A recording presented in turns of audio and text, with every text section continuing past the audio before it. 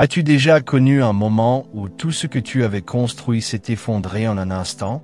Une relation perdue, un projet raté, un examen échoué, une opportunité manquée.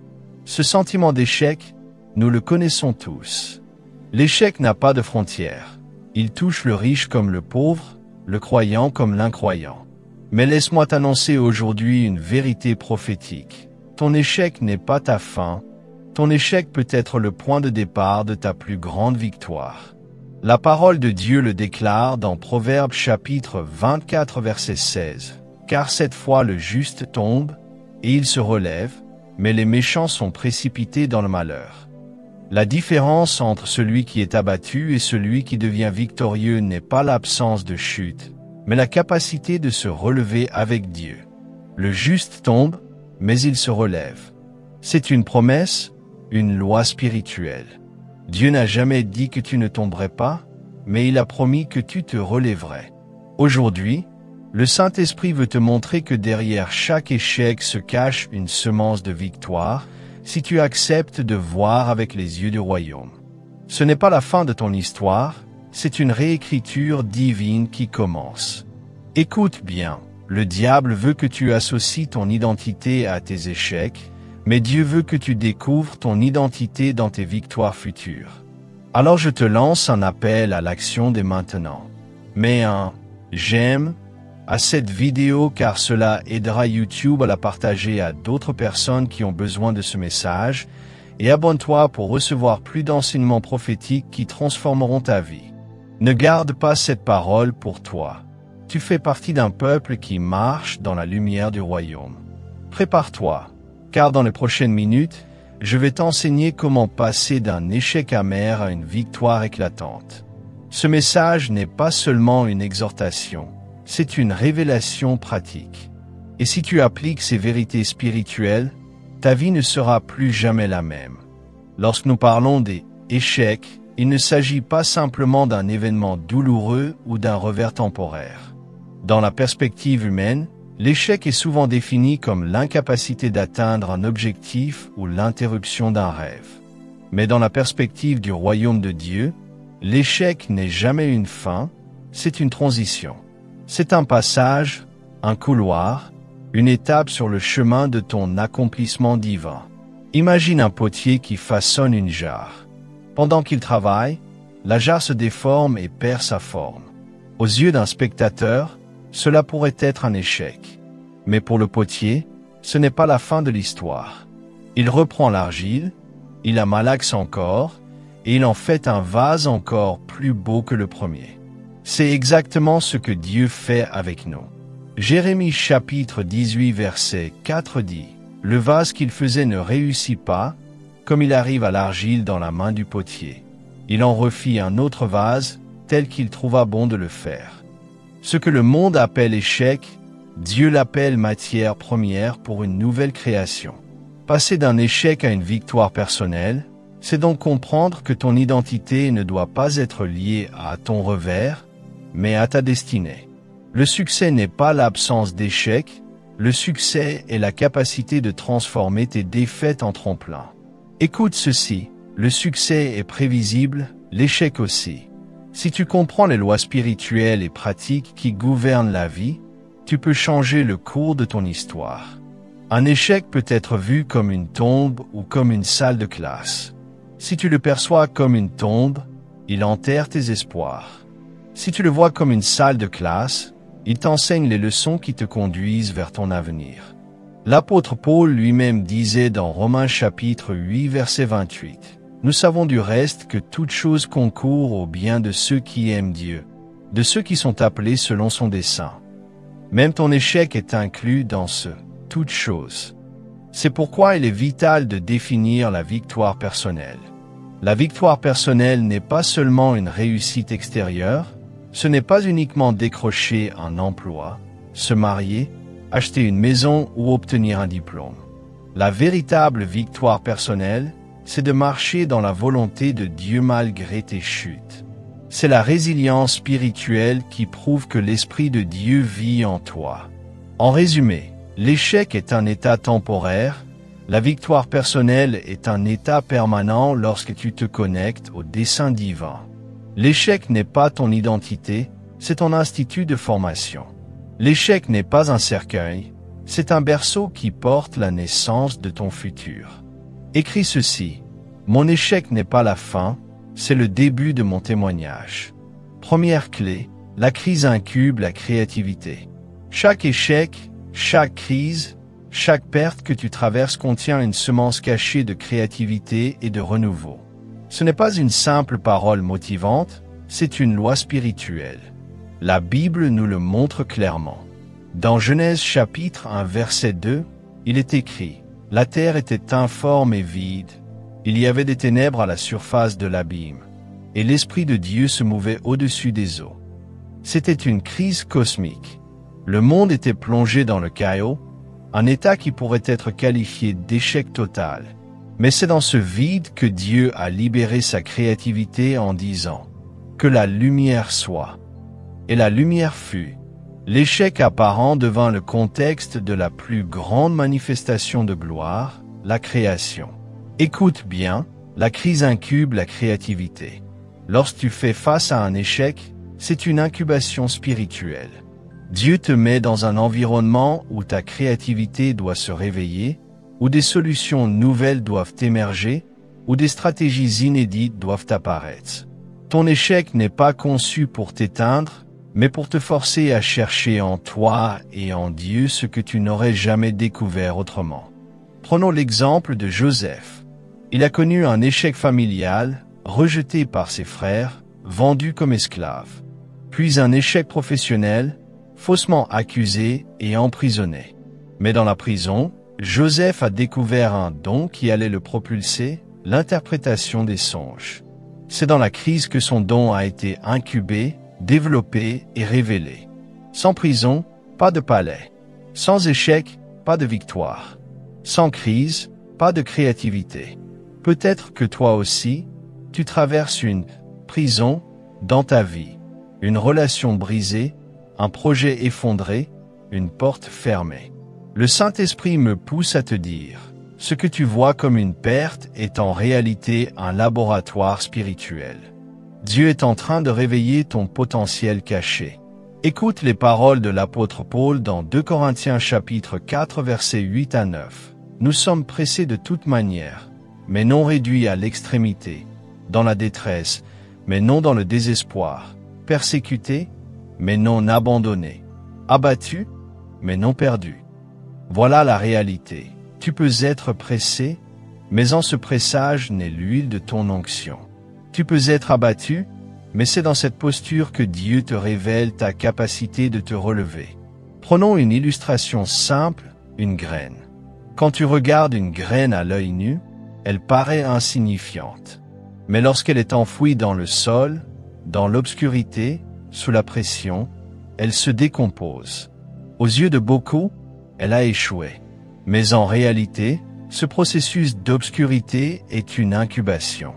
La graine brisée devient l'arbre qui porte du fruit. Ton échec fonctionne de la même manière.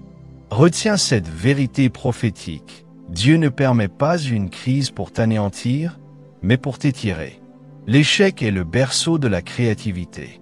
Et si tu acceptes de voir ton échec comme une incubation divine, tu sortiras de cette saison avec une victoire éclatante que tu n'aurais jamais connue autrement. Alors, écris ceci dans ton carnet spirituel et dans les commentaires. Mon échec incube ma créativité, et ma créativité engendre ma victoire. Répète-le à haute voix là où tu es, car tes paroles façonnent ton atmosphère. Ne te plains plus de ta crise, remercie Dieu pour ton laboratoire spirituel. Car ce qui naîtra de ton échec étonnera même ceux qui t'avaient enterré. Deuxième clé. La foi transforme l'échec en témoignage. L'une des plus grandes armes que Dieu a placées entre tes mains pour transformer un échec en victoire, c'est la foi. La foi n'est pas un concept religieux, ni une émotion passagère, mais une loi spirituelle qui active les promesses de Dieu au milieu de tes revers. L'auteur de l'Épître aux Hébreux le dit dans Hébreux chapitre 11 verset 1. Or la foi est une ferme assurance des choses qu'on espère, une démonstration de celles qu'on ne voit pas. La foi est donc la capacité de voir une victoire là où les yeux naturels ne voient qu'une défaite. Quand tu traverses un échec, la foi agit comme des lunettes spirituelles. Elle change ta perspective. Aux yeux du monde, ton entreprise a échoué, ton mariage s'est brisé, ton examen a été raté. Mais aux yeux de la foi, ce n'est qu'un chapitre dans une histoire plus grande que Dieu est en train d'écrire. La foi ne nie pas l'échec, elle le redéfinit. Regardons l'exemple de Pierre. Dans Luc chapitre 22, Jésus lui annonce qu'il va le renier 3 fois avant que le coq ne chante.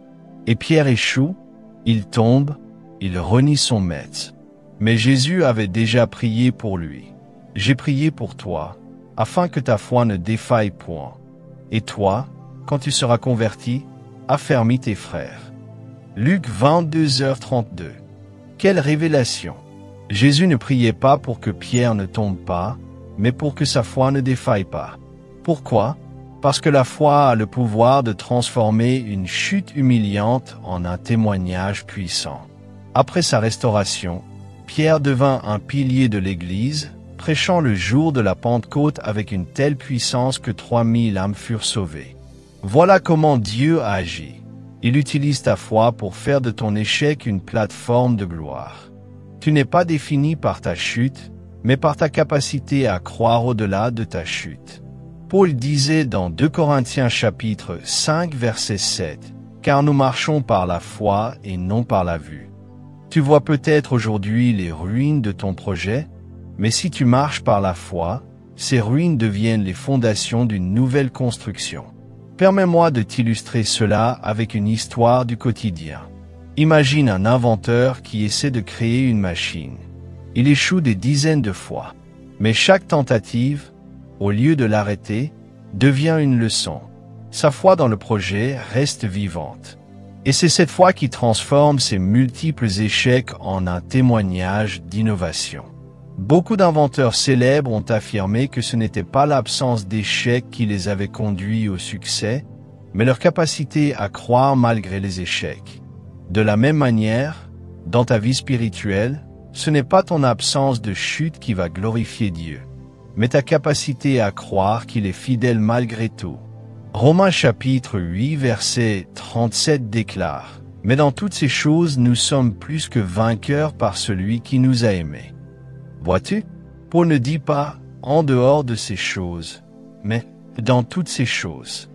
Cela inclut tes échecs, tes luttes, tes moments de faiblesse. Même là, tu es plus que vainqueur si tu crois. Alors retiens cette vérité prophétique. Ta foi est le pont entre ton échec et ta victoire. Si tu refuses de lâcher la main de Dieu, si tu continues de croire, alors ton échec se transforme en témoignage qui va inspirer des générations. Je veux que tu écrives ceci dans ton carnet spirituel et dans les commentaires. Ma foi transforme mon échec en témoignage. Dis-le à haute voix là où tu es. Répète-le comme une déclaration.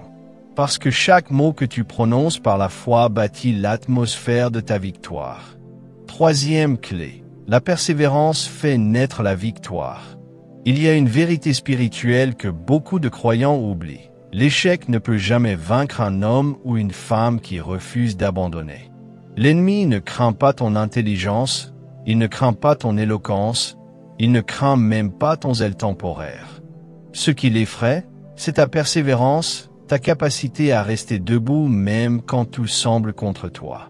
La parole de Dieu dit dans Jacques chapitre 1 versets 3 et 4, « Sachant que l'épreuve de votre foi produit la patience. Mais il faut que la patience accomplisse parfaitement son œuvre, afin que vous soyez parfaits et accomplis, sans faillir en rien. » La persévérance est donc le processus par lequel Dieu te façonne, te rend mûr et te conduit à la victoire. Un échec n'est jamais fatal tant que tu refuses de t'arrêter. Regarde l'exemple de Job. Cet homme a tout perdu. Ses enfants, ses biens, sa santé. Son entourage lui disait d'abandonner. Même sa propre femme lui dit « Maudis Dieu et meurs ». Mais Job persista dans son intégrité. Il a osé déclarer au milieu de ses ruines: « Je sais que mon Rédempteur est vivant et qu'il se lèvera le dernier sur la terre. » Job 19h25.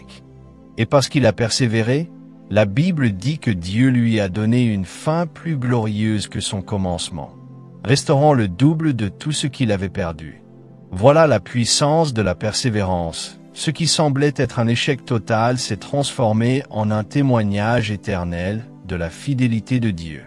La persévérance transforme ta vallée en tremplin vers la montagne. Pense aussi à Paul.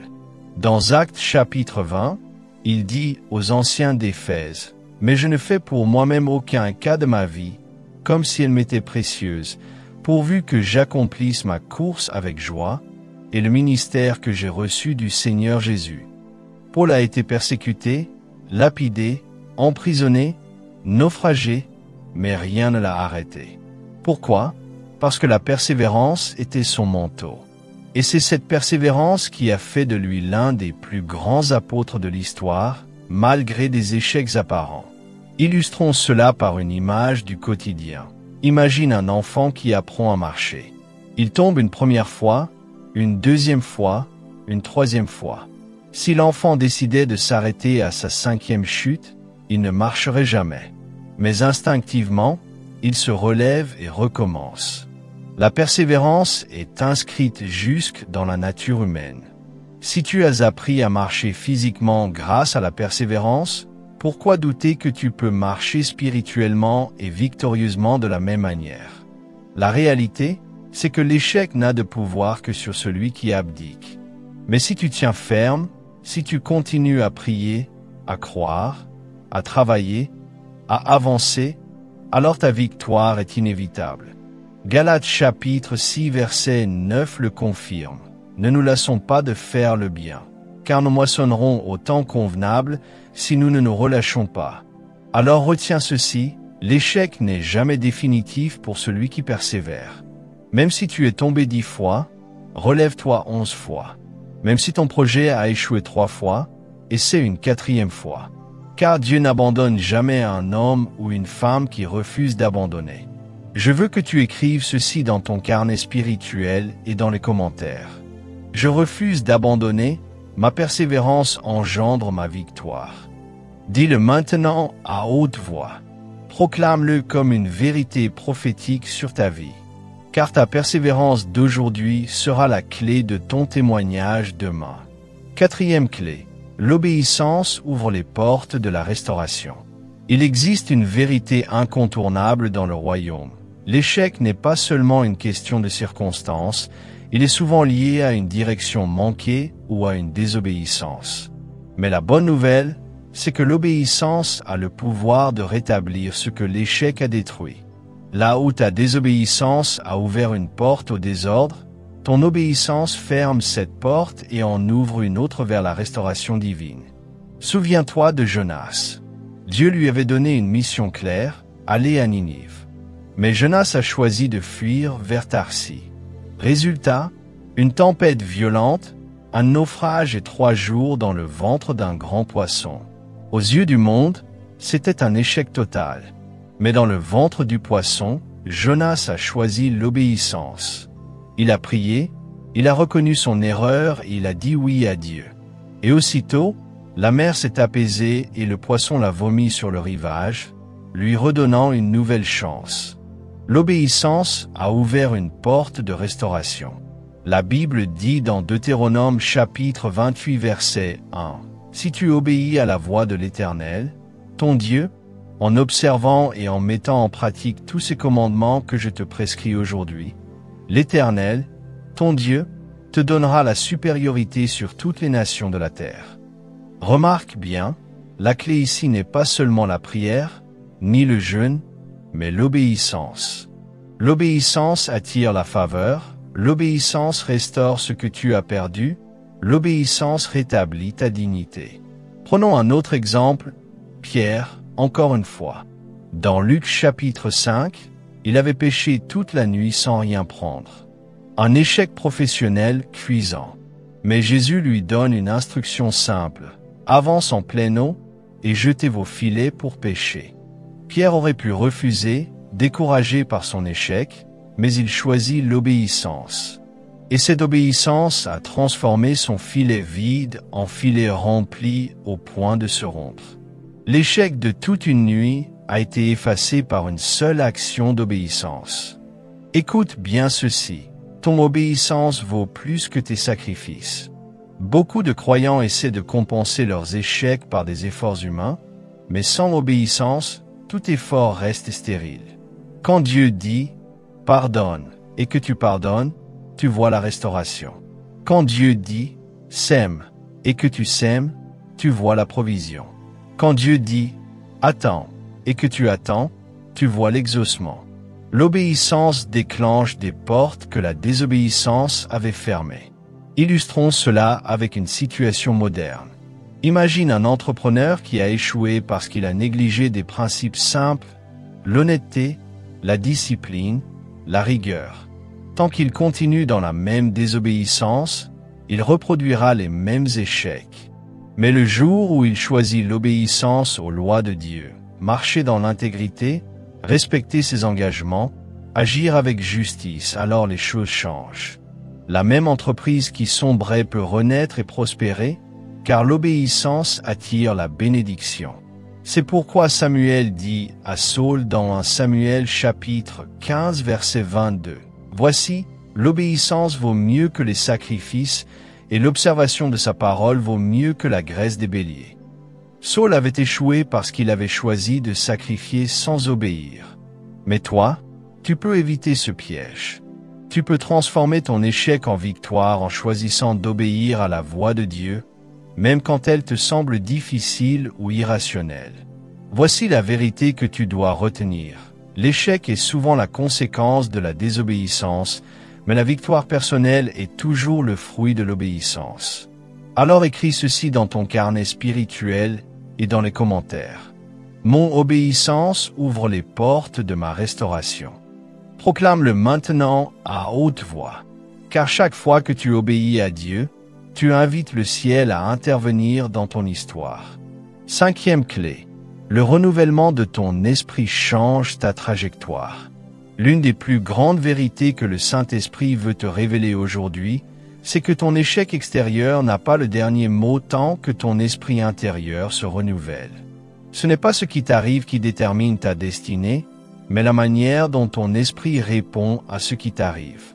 Voilà pourquoi Paul déclare dans Romains chapitre 12 verset 2, « Ne vous conformez pas au siècle présent, mais soyez transformés par le renouvellement de l'intelligence, afin que vous discerniez quelle est la volonté de Dieu, ce qui est bon, agréable et parfait. » Écoute bien, chaque fois que tu échoues, le premier champ de bataille, ce n'est pas ton entreprise, ton mariage ou ton projet.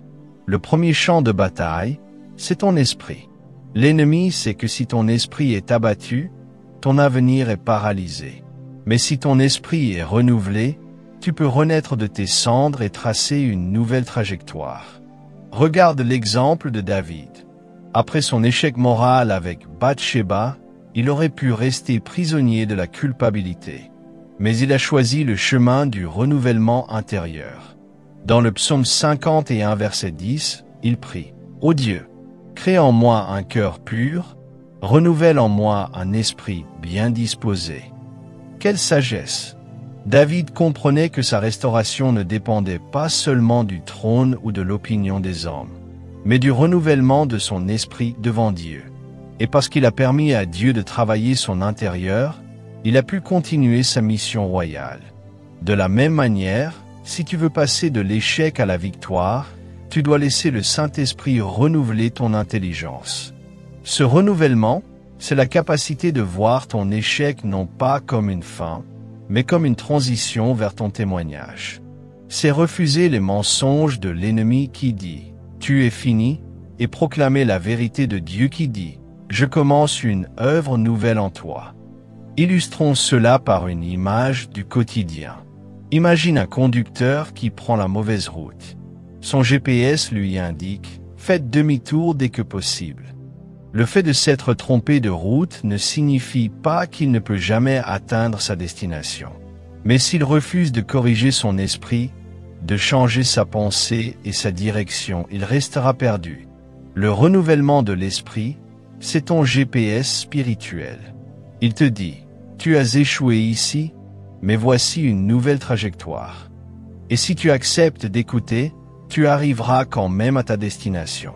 Paul en parle encore dans Éphésiens chapitre 4 verset 23. À être renouvelé dans l'esprit de votre intelligence. Pourquoi? Parce que Dieu sait que ce n'est pas ton extérieur qui t'empêche de réussir, mais ton intérieur qui doit être transformé.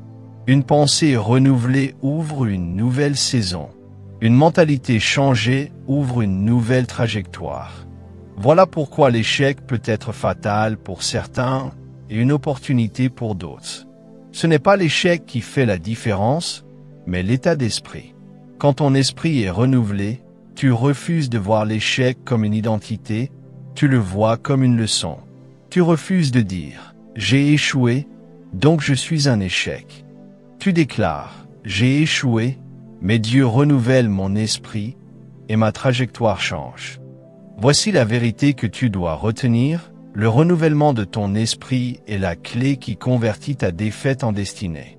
Tant que tu penses comme un perdant, tu vivras comme un perdant. Mais si tu penses comme un fils du royaume, tu vivras comme un héritier du royaume. Alors écris ceci dans ton carnet spirituel et dans les commentaires. Mon esprit se renouvelle, ma trajectoire change.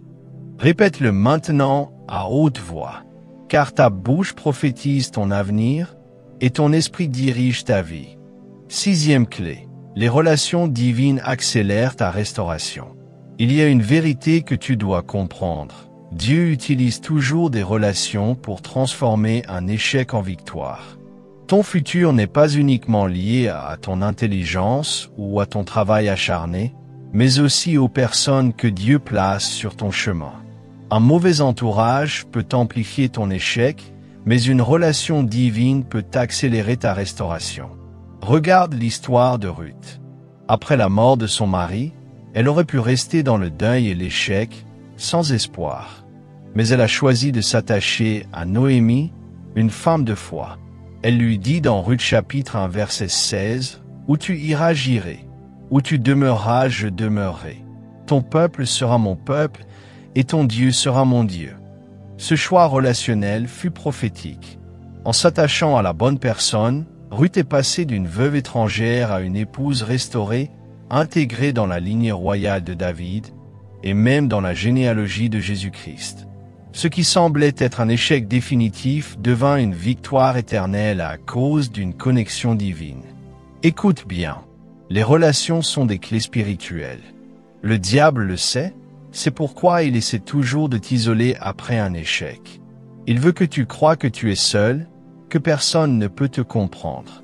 Mais Dieu, lui, envoie toujours des Noémies, des mentors, des frères, des sœurs en Christ, pour te relever et t'aider à marcher de nouveau. Prenons l'exemple de Paul. Après sa conversion sur le chemin de Damas, beaucoup avaient peur de lui à cause de son passé. Il aurait pu rester prisonnier de son échec d'ancien persécuteur. Mais Dieu a envoyé Barnabas. Actes chapitre 9 verset 27 dit « Alors Barnabas, l'ayant pris avec lui, le conduisit vers les apôtres. » Barnabas fut la connexion divine qui ouvrit la porte de son ministère. Sans Barnabas, Paul aurait peut-être été rejeté. Mais avec Barnabas, il a été accepté et a pu devenir l'apôtre des nations. Voilà pourquoi tu dois discerner les relations que Dieu place dans ta vie. Après un échec, il ne suffit pas de prier seul dans ton coin, il faut aussi savoir t'entourer de ceux que le ciel a préparés pour toi. Une relation divine est comme une clé. Elle ouvre des portes que ton échec avait fermées. Illustrons cela avec une histoire du quotidien. Imagine une personne qui perd son emploi et sombre dans le découragement. Mais un ami fidèle l'encourage, lui donne une nouvelle perspective et même l'aide à trouver une nouvelle opportunité. Ce qui semblait être une fin devient un nouveau départ, simplement parce qu'une relation divine a joué son rôle. Souviens-toi de cette parole dans Ecclésiaste chapitre 4 versets 9 et 10. « Deux valent mieux qu'un, parce qu'ils retirent un bon salaire de leur travail. Car, s'il tombe, l'un relève son compagnon. Mais malheur à celui qui est seul et qui tombe sans avoir un second pour le relever. Ce texte est prophétique. Il nous rappelle que les relations divines sont essentielles pour se relever après une chute. Voici la vérité prophétique. Les bonnes relations te restaurent plus vite que tes propres efforts. Dieu utilise des hommes et des femmes comme instruments de relèvement. C'est pourquoi tu dois prier non seulement pour ta force personnelle, mais aussi pour ton cercle relationnel. Alors écris ceci dans ton carnet spirituel et dans les commentaires. Je choisis les relations divines qui accélèrent ma restauration. Déclare-le maintenant à haute voix, car ta confession attire dans ta vie les connexions que Dieu a prévues pour ta victoire. 7e clé. Ta vision redéfinit ton échec et engendre ta victoire. La dernière clé que je veux déposer dans ton esprit aujourd'hui est celle-ci. Ton échec n'a aucun pouvoir final si tu gardes une vision claire de ton avenir. Ce qui détruit beaucoup de croyants après un revers, ce n'est pas la gravité de l'échec, mais la perte de vision. Quand tu perds ta vision, tu perds ton futur. Quand tu gardes ta vision, même au milieu de tes ruines, Dieu peut rebâtir ta vie. La Bible dit dans Proverbes chapitre 29 verset 18, « Quand il n'y a pas de vision, le peuple périt. » L'absence de vision est plus dangereuse que l'échec lui-même. Un homme ou une femme peut tout perdre, mais s'il ou elle garde une vision inspirée par Dieu, cette vision deviendra le plan directeur de la restauration. Regarde l'exemple de Néhémie. Jérusalem était en ruine, ses murailles détruites, ses portes consumées par le feu.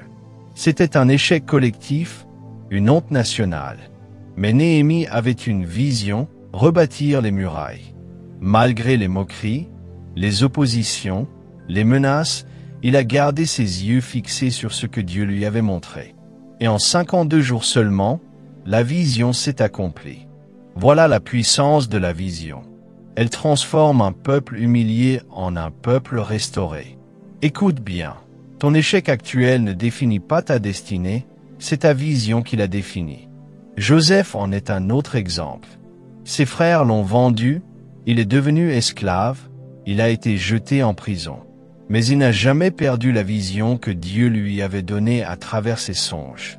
Et c'est cette vision qui a gardé son cœur vivant, qui a dirigé ses décisions, et qui l'a conduit jusqu'au palais de Pharaon. L'échec n'a pas détruit Joseph parce que la vision était plus grande que la prison. Permets-moi de t'illustrer cela par une image simple.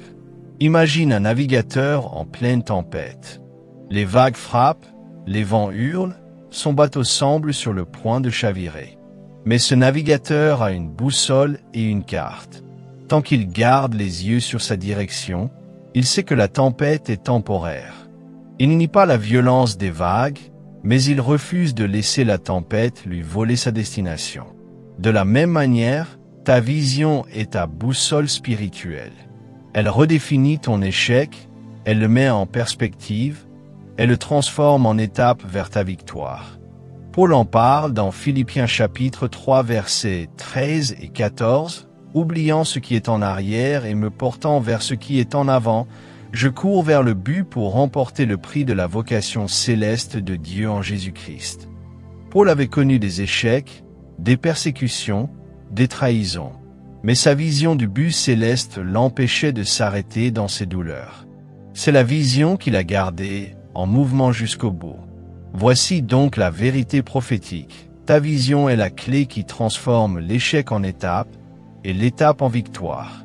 Si tu perds ta vision, tu perds ta force. Mais si tu protèges ta vision, même ton échec devient une ressource pour accomplir ta mission. Alors écris ceci dans ton carnet spirituel et dans les commentaires.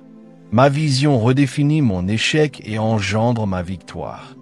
Répète-le à haute voix, car ta bouche aligne ton esprit avec ton futur. Refuse de laisser ton échec dicter ta vie. Lève les yeux vers la vision que Dieu t'a donnée et avance, car ta victoire est devant toi. Joseph est l'un des exemples les plus marquants de la Bible sur la transformation de l'échec en victoire. Rejeté par ses propres frères, vendu comme esclave, puis emprisonné à cause d'une fausse accusation, sa vie semblait être une succession d'échecs. Mais ce que ses frères avaient planifié pour le mal, Dieu l'a transformé en bien. Genèse chapitre 50 verset 20 dit « Vous aviez médité de me faire du mal. Dieu l'a changé en bien pour accomplir ce qui arrive aujourd'hui, pour sauver la vie à un peuple nombreux. » Joseph est passé de la prison au palais, de l'humiliation à la gloire.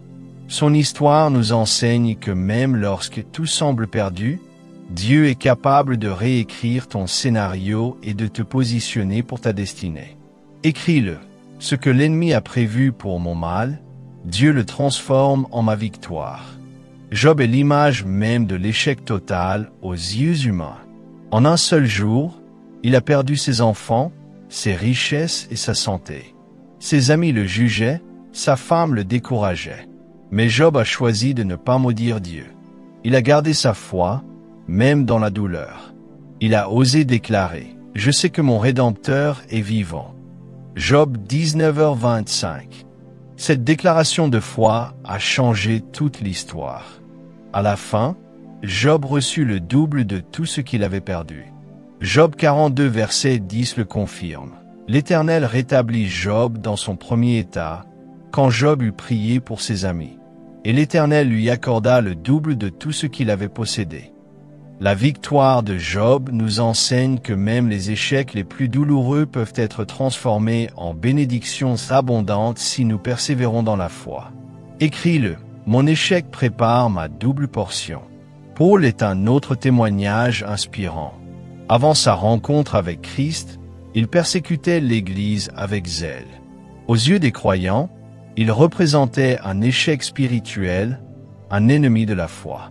Mais sur le chemin de Damas, il fit une rencontre qui changea sa trajectoire. Actes chapitre 9 verset 15 rapporte la parole de Dieu à Anania.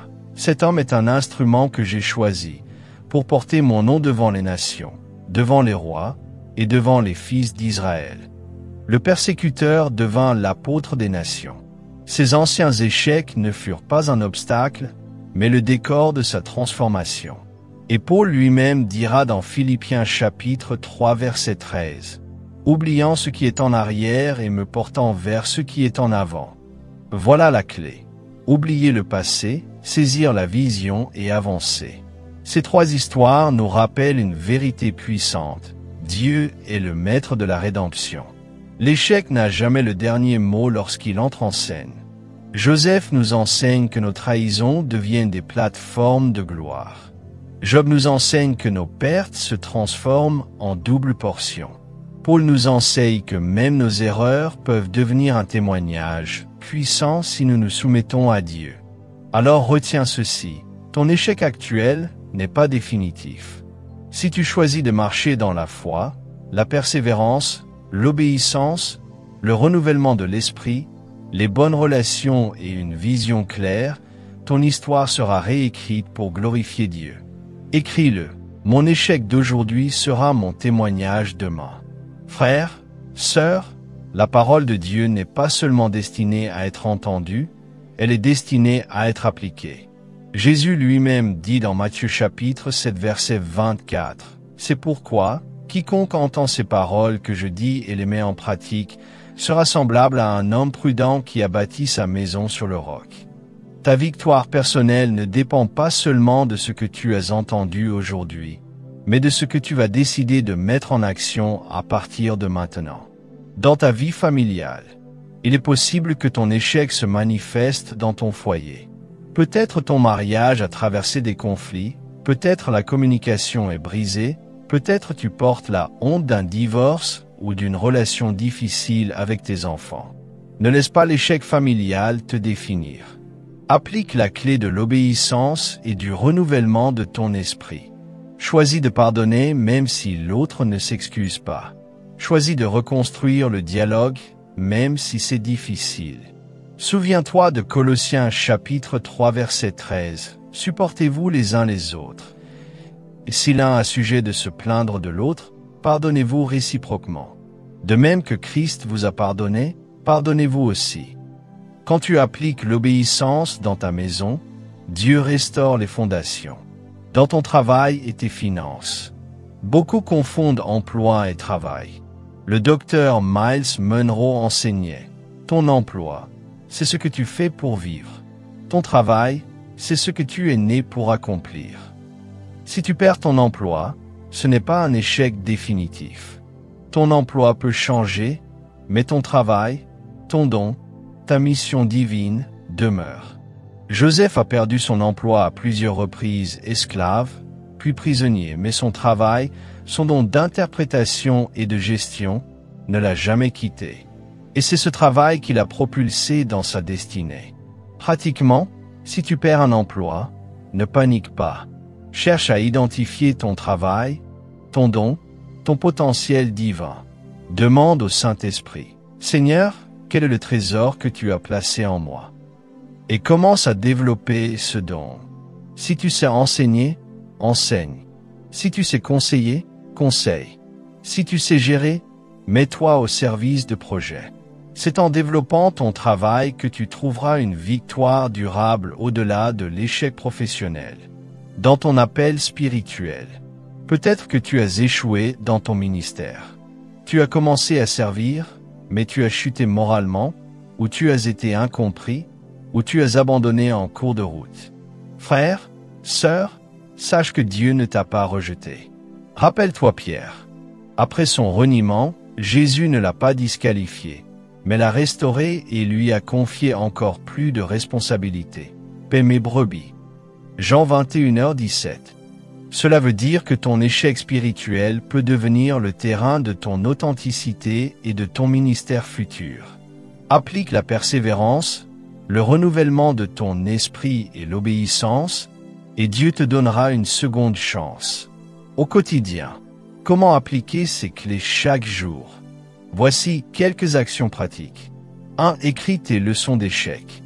Chaque fois que tu échoues, prends un carnet et note ce que tu apprends. Cela transforme ton échec en salle de classe. 2. Pratique des déclarations prophétiques. Chaque matin, proclame des vérités de foi. Mon échec incube ma créativité. Ma foi transforme mon échec en témoignage. Mon esprit se renouvelle, ma trajectoire change. Tes paroles façonnent ton atmosphère. 3. Entoure-toi de relations divines. Identifie les Barnabas, les Noémie, les mentors et amis spirituels que Dieu met autour de toi. Cherche le conseil, accepte l'encouragement, refuse l'isolement. 4. Aligne tes choix à la vision de Dieu. Écris clairement ta vision personnelle, familiale et spirituelle. Chaque fois que tu échoues, relis ta vision pour rester focalisé. 5. Sois discipliné dans la prière et la parole. L'échec a tendance à voler ta communion avec Dieu. Mais choisis de persévérer dans la prière. Philippiens chapitre 4 verset 6 dit « Ne vous inquiétez de rien, mais en toute chose faites connaître vos besoins à Dieu par des prières et des supplications, avec des actions de grâce. Enfin, comprends que ta victoire personnelle n'est pas seulement pour toi.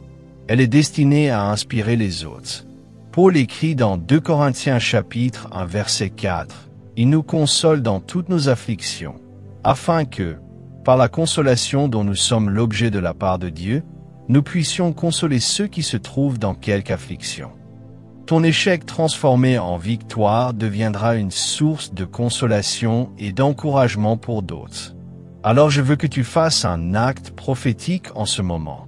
Écris en commentaire cette phrase. Je garde ma croyance vivante et je verrai la gloire de Dieu.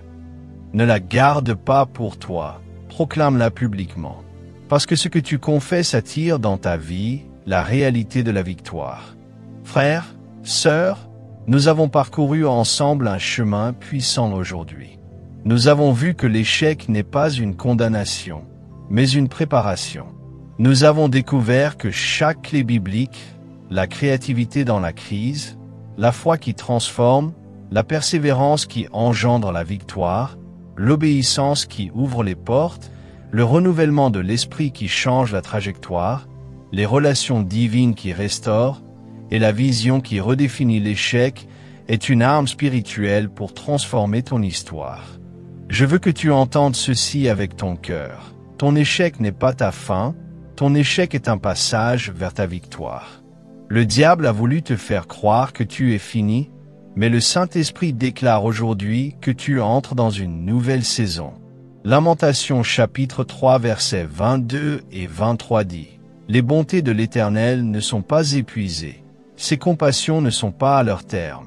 Elles se renouvellent chaque matin. » Cela veut dire que même après ton échec, Dieu renouvelle sa grâce sur toi, aujourd'hui, maintenant. Alors lève-toi dans ton esprit. Déclare avec moi. Je ne suis pas défini par mes échecs, je suis défini par ma destinée en Christ. Ce qui semblait ma fin devient le début de mon témoignage.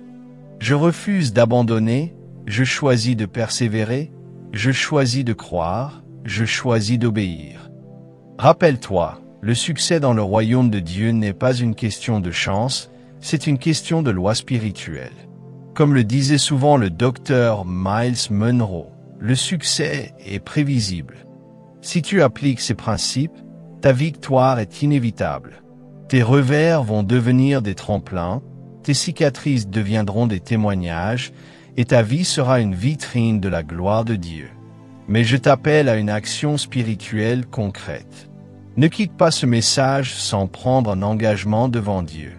Décide aujourd'hui de prier chaque jour pour demander au Saint-Esprit de renouveler ton esprit.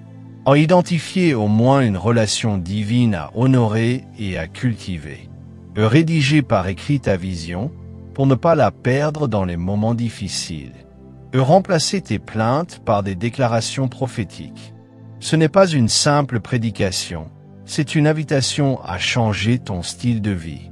Avant de terminer, je veux prier pour toi. Père, au nom puissant de Jésus-Christ, je déclare sur mon frère, ma sœur, que tout esprit d'échec est brisé.